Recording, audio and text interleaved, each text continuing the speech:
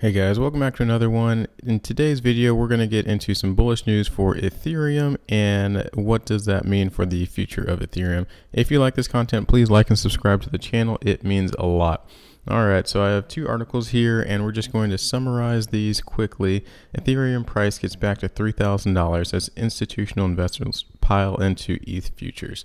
And this is important because the institutions, although, as much as we want to think that they just buy a bunch of ETH, realistically, they buy a lot of futures and options, and that's what these institutions like. So the institutional demand for Ethereum in particular has been growing, and that's from a recent report from JP Chase. The study noted that institutional investors have started increasing their exposure to Ethereum markets.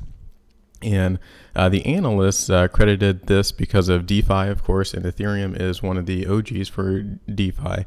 And then the other thing is NFTs. The NFT sector for the past couple of weeks has been extremely hot. And if we all have tried to send anything that's a ERC20 token, we know because the gas fees are insane. And essentially, these sectors were the primary drivers behind the investors' interest in Ethereum. They added that the 21-day average Ethereum futures premium climbed 1% over spot ETH prices. And that is essentially, for futures, very bullish news. Even though it just seems like a very small percentage in futures world, that is bullish for Ethereum in particular, especially when compared to Bitcoin, which we'll talk about in a second. And then another thing, the ETH in the exchanges, the exchange reserves, essentially, how much Ethereum that they hold has been in a steady decline, which is another bullish indicator, which the article kind of talks about. And if we just check it out, September 21, this is the lowest the exchanges they've ever had for Ethereum. And that means that people are taking their ETH out of the exchanges and essentially hodling them. So holding on for dear life is what they're doing with their Ethereum. And another article here says big investors pivoting from Bitcoin to Ether futures, JP Chase. And this one's important because, it's talking through why people are switching from Bitcoin to Ethereum. So once again, JP Chase has said that, investors in particular are shying away from Bitcoin futures in favor of Ethereum derivatives. And the note is just because of, once again, the CME Chicago Mercantile Exchange, the discount between and the price discrepancy between Bitcoin and Ethereum.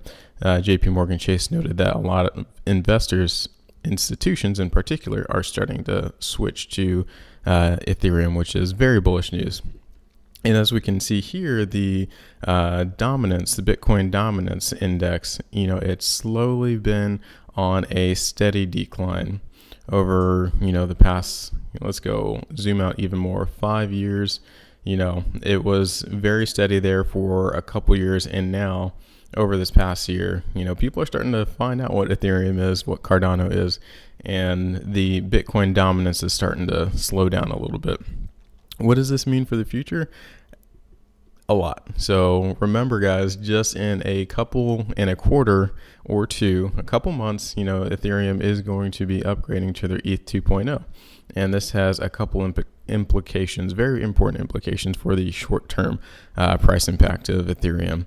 This estimate on this page says 2021, but if you click on it, the merge, it does say, you can expect this in quarter one or quarter two of 2022.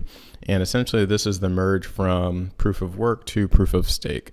And the next rollout is shard chains, but proof of stake is where you could, stake your Ethereum and then you can earn APY back.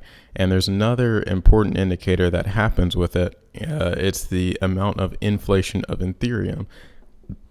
It decreases from 4 to 1% to 0.5%, which has huge implications for the market cap and then the circulating supply. We'll get into that a little bit more as well, because that is going to drop. There will be less circulating supply on an annual basis from that 4% ETH down to the 1 or 0.5%.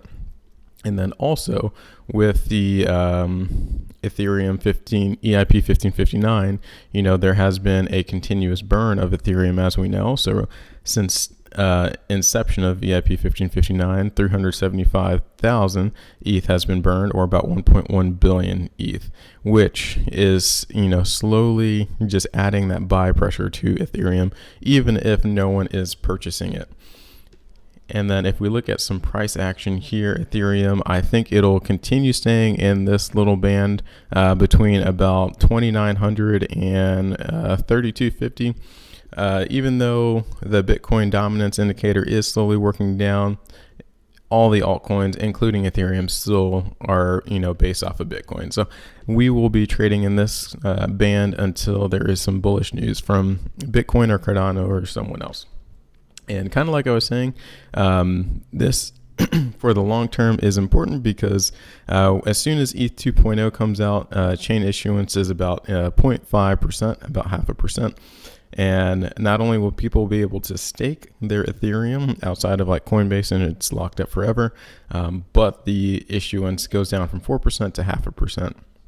And combine that with the burning, guys, the short term, and it even talks about this in the article, this is likely to cause considerable price disruption in the short term with significant incentives for trading. In the medium term, it will facilitate Ethereum's move towards the target architecture. So not only is there going to be a lot of hype around this, but it's just going to be a supply shock of Ethereum being burned because of EIP 1559, and then also Ethereum being staked because of ETH 2.0. There is going to be a huge supply shock, which should skyrocket the price of Ethereum. So with that, let me know what you think in the comments below, and I will see you guys in the next